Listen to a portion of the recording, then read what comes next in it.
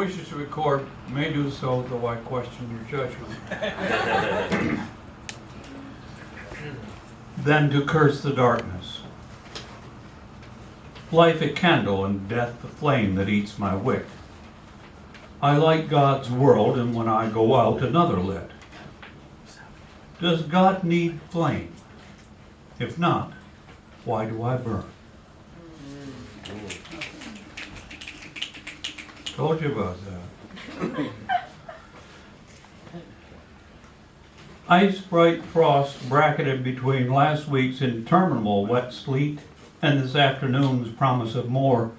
He spends the last morning of February cutting to hard ground a slim white oak slain in limber youth by lightning in the summer, left standing in death, a warning that thunder works its havoc without regard for the living.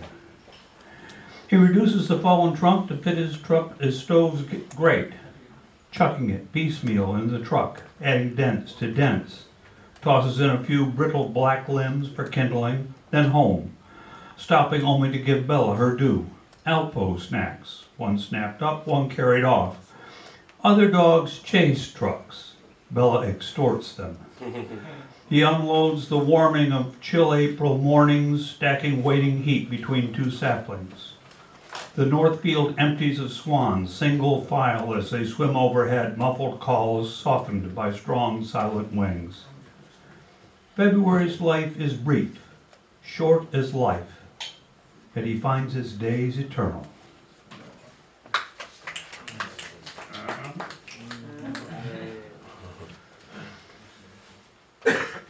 Barbed wire and still water. He sits evenings by the hearth at the Three Dog Inn and sings old songs. The horse named Napoleon, a fellow from Fortune, sheriff of the county, with a voice like rusty barbed wire in winter.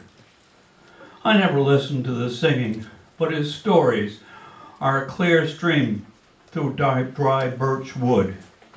His time at war, not the killing, but the friends. About Jimmy Cox, who never made it to the wall, who died in northern Thailand where it didn't count. Drove his Jeep over a culvert packed with stolen C4 by insurgents we never admitted to. So no medal to go with a closed casket to comfort his father, who would have liked a Purple Heart to show his son had died for something. Jimmy's mother knew better, but took the flag they offered anyway. She put it on her high closet shelf next to her dreams. Sometimes it's the dogs he named the place for. Molly, Rose, and Buck, best lads a man could ask. Sometimes his son. He didn't start out much, but look at him now, run the place better than me. Never his wife. Her suicide a wound too deep to look at.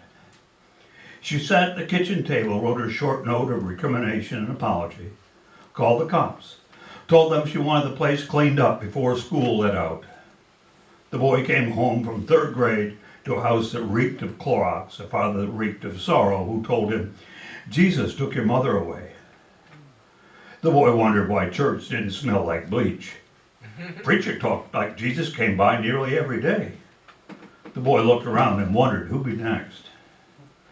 With a town that small as then as now, eventually the boy learned that Jesus had nothing to do with it.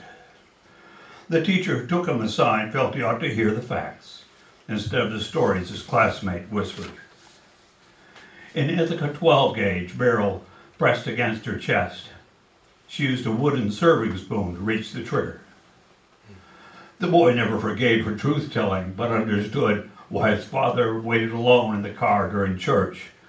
Loaned out Buck for hunting, but would not go himself. Slept nights in his chair, high school yearbook in his lap. Once, after singing sorry about that in the Saigon Blues, the old man stirred the fire back to life, asked if I'd ever served. I shook my head, embarrassed. He grabbed my shoulder.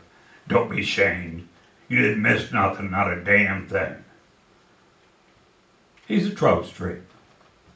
Strong current and white water.